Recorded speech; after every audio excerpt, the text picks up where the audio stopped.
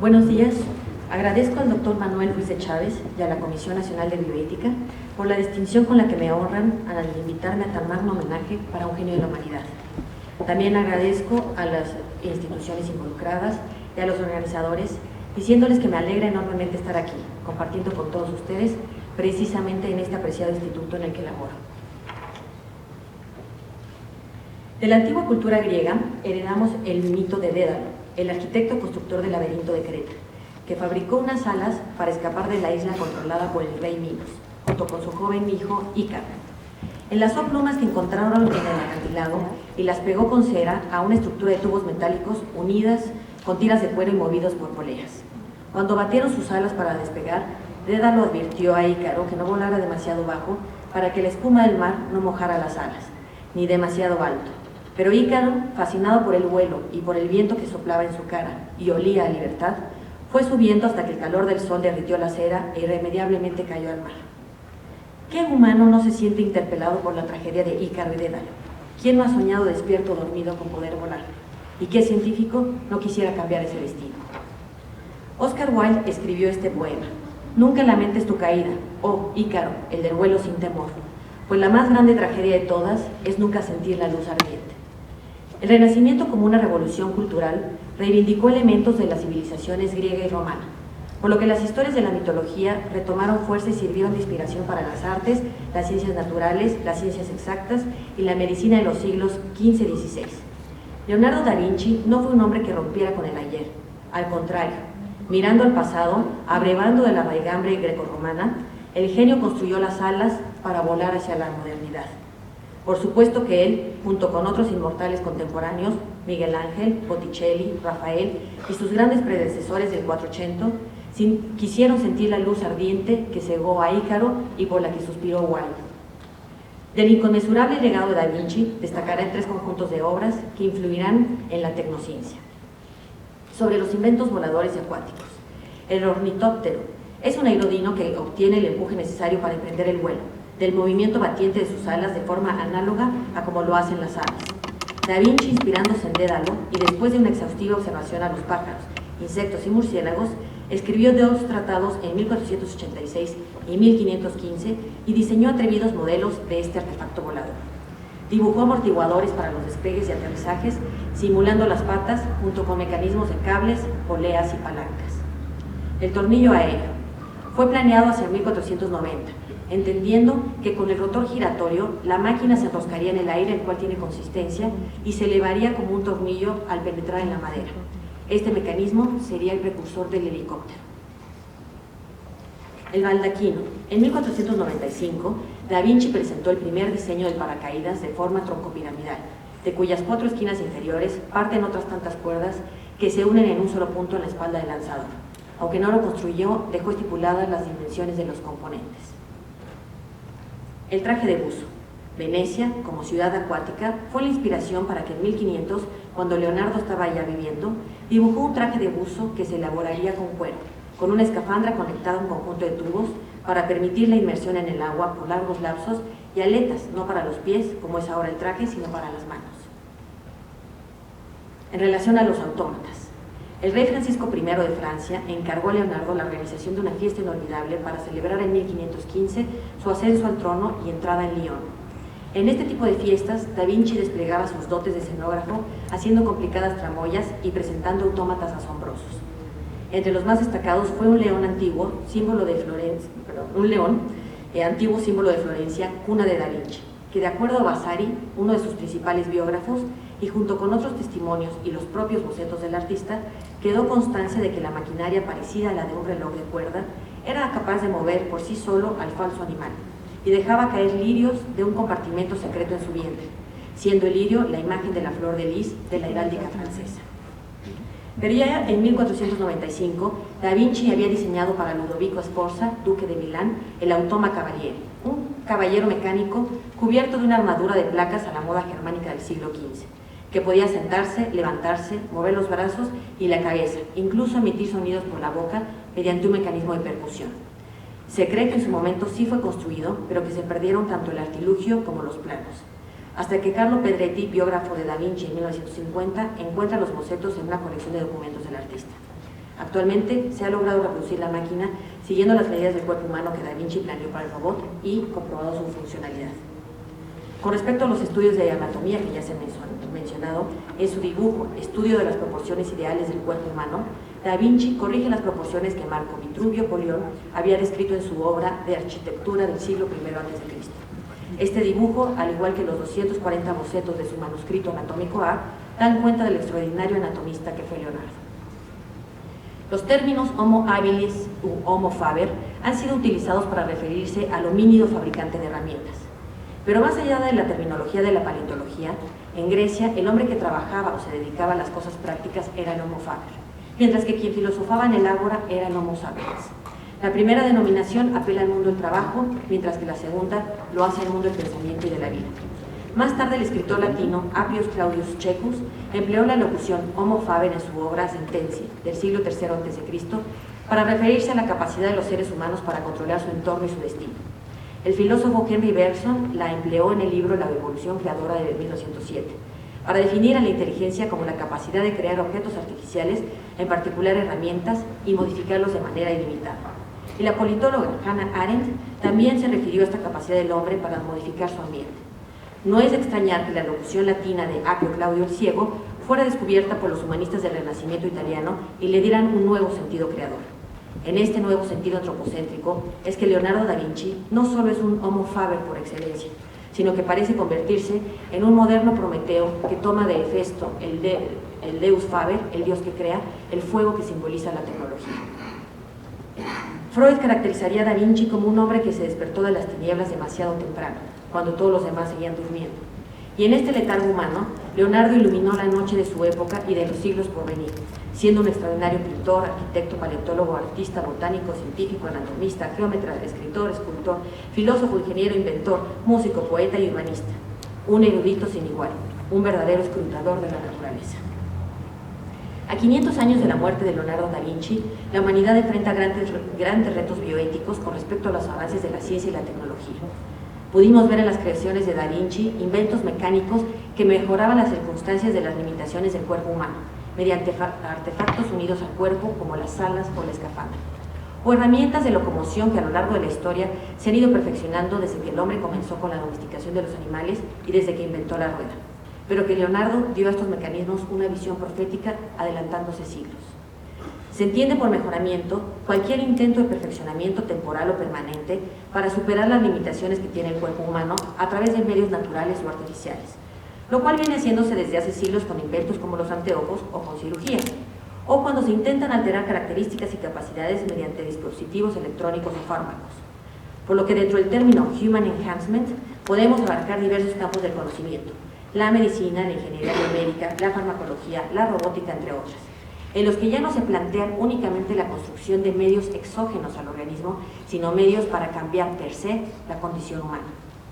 Desde finales del siglo XX, la ciencia se ha propuesto modificar las capacidades reproductivas mediante las técnicas extracorpóreas de reproducción asistida, como la fecundación in vitro y la microinyección de gametos, la transferencia citoplásmica o reemplazo mitocondrial, tema debatido en 2016, ya comentado por el doctor Luis Chávez, selección de embriones de preimplantación mediante diagnóstico genético, clonación reproductiva o terapéutica, gametos generados in vitro y matrices artificiales. Las capacidades físicas, implantes como el coclear, prótesis hechas de titanio, silicón, polímeros, que ya veíamos en la ponencia anterior, uso de los nanomateriales, los llamados devices, dispositivos como marcapasos, stents para las arterias, el mejoramiento cosmético reconstructivo, ortodoncia, implantes, cirugía plástica, incluso la reasignación sexual, exoesqueletos para paliar condiciones de discapacidad motriz, trasplante de órganos, fabricación de órganos artificiales o utilización de órganos de diferentes especies. Incluso recientemente se ha planteado el trasplante de cuerpo, o llamado también trasplante de cabeza. Las capacidades mentales. Con la farmacología se ha propuesto el uso de estimulantes, dopaminérgicos, esteroides, anabólicos, sedantes, ansiolíticos para controlar reacciones. Uso de smart drugs, suplementos, alimentos funcionales para mejorar funciones cognitivas como la concentración, la memoria, la motivación, la atención, la inteligencia. Neuroestimulación, psicocirugía, inserción de chips dentro del organismo que pueden tener funciones desde geolocalización hasta información que amplíe funciones en la memoria.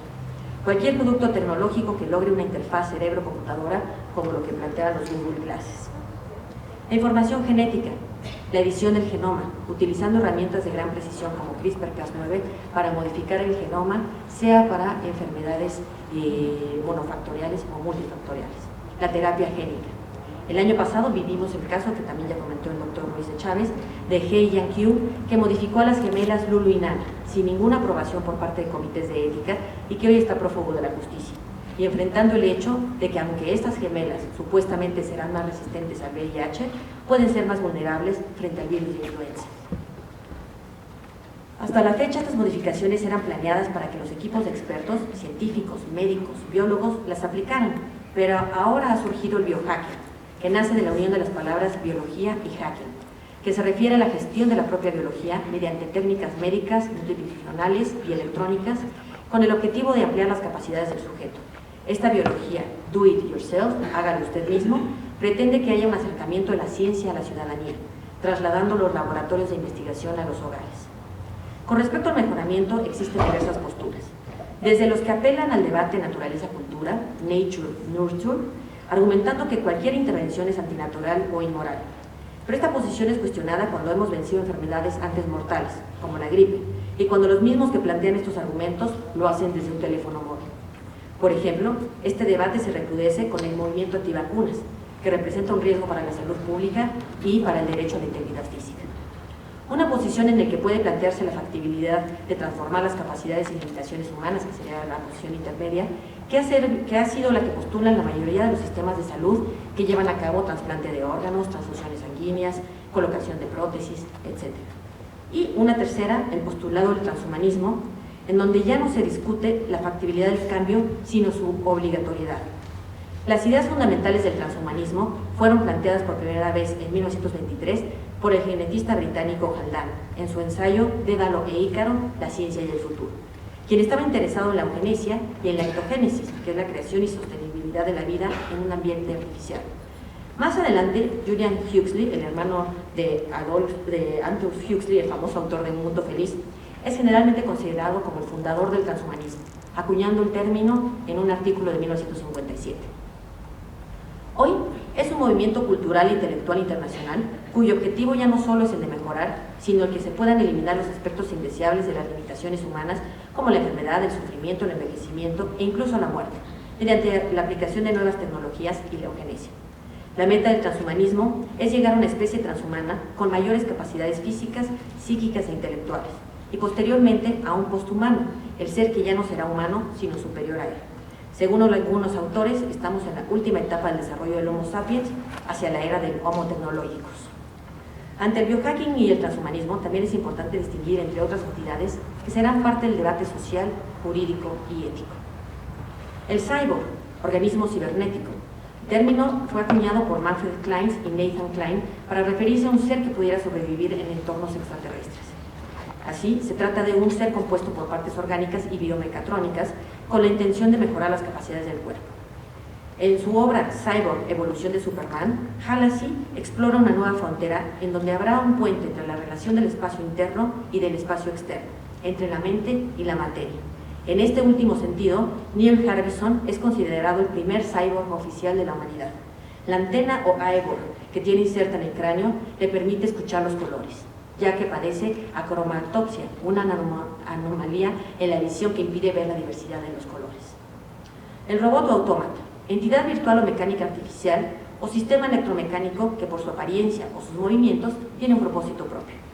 Puede o no tener apariencia humana y es útil para el trabajo de altísima precisión en las fábricas o laboratorios, en líneas de producción, en tareas de rescate, alto riesgo como desactivación de minas explosivas o espionaje como los drones, incluso para hacer juguetes. Y los androides, entidad o organismo sintético diseñado para parecer humano, sobre todo teniendo un recubrimiento que asemeje a la piel.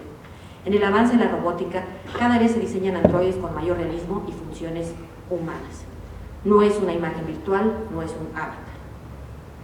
El transhumanismo compele moralmente a mejorar la condición humana, pero surgen diversos cuestionamientos con respecto a esto. ¿Debe existir un imperativo ético perfeccionista? ¿Habrá acceso igualitario a las tecnologías de mejora humana? ¿Qué pasará con los que no quieran modificarse? ¿Los servicios de salud también estarán disponibles para ellos? Por ejemplo, actualmente existe la discusión de si las personas que se pusieron a sí mismas en cierta condición de salud deban recibir atención. Por ejemplo, si los impuestos deben ser destinados al tratamiento de enfisema pulmonar para fumadores. Imagínense si esto lo trasladamos a personas que no quisieron mejorarse. Alejamiento de la justicia social. Se recrudecen temas como la desigualdad, la discriminación, la estigmatización. ¿Serán tratamientos que cumplan con los criterios de seguridad, eficacia y eficiencia? Vimos en el caso de G&Q que no cumplió con esas características. Hay terapias hoy muy discutidas, como algunos de los protocolos de la medicina regenerativa con células troncales, que han tenido efectos adversos en los pacientes y generado un turismo médico sensacionalista. Deshumanización, mediante una eugenesia que imponga un modelo espartano en donde lo aceptable sea dejar abandonados en el monte concretos a los que no cumplan con el estándar. Eliminar la solidaridad en temas de discapacidad y vulnerabilidad. Por ejemplo, hay países donde ya no nacen niños con síndrome de Down. ¿Esto fue un avance para la inclusión en los temas de derechos humanos? Jürgen Habermas alerta sobre el debilitamiento de la autonomía de las personas por la auto-optimización y auto-instrumentalización. ¿Será que nos convertiremos en nuestras propias herramientas? ¿Dejaremos la definición kantiana de ser un fin en sí mismo para volvernos meramente medios? La cosificación de la dinámica del mercado. Por ejemplo, la OMS alerta que México tiene el mayor número de cesáreas innecesarias, pero las prácticas del pago de seguros en el país no favorecen al parto natural. ¿Qué sucederá cuando todas las prácticas económicas de la salud se encaminen a las intervenciones de supuesta mejora sobre el cuerpo? También se prevé que va a haber un imperio de narcisismo y medicina a la carta.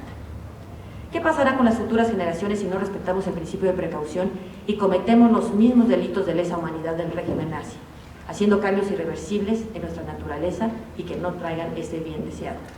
Y con el principio de evolución que ha regido y permitido a la humanidad la adaptación, ¿qué pasará ante los nuevos retos, sobre todo del cambio climático? Hans Jonas, indignado por las bombas de Hiroshima y Nagasaki, postuló el principio de responsabilidad, alertando que la tecnología puede volverse el brazo armado de la ciencia. Si se desconocen las consecuencias, aún de muchas intervenciones, mejor actuar con cautela y humildad frente al enorme poder transformador de la tecnociencia. Vivimos en la sociedad de riesgo, de acuerdo a Ulrich Beck, inmersos en las conductas de riesgo, energía nuclear, armas biológicas, contaminación y causantes de la destrucción del medio ambiente. Para sobrevivir, habremos de trascender a nuestra limitada visión. En algunos países ya se reconocen los animales el estatus de personas no humanas. ¿Qué naturaleza le reconoceremos, por ejemplo, a la inteligencia artificial? Para la reflexión final, leo estos versos del poema Golem de José Luis Borges, refiriéndose a la criatura del rabino en Praga, Judá León. Sediento de saber lo que Dios sabe, Judá León se dio a permutaciones, de letras y a complejas variaciones, y al fin pronunció el nombre que es la clave.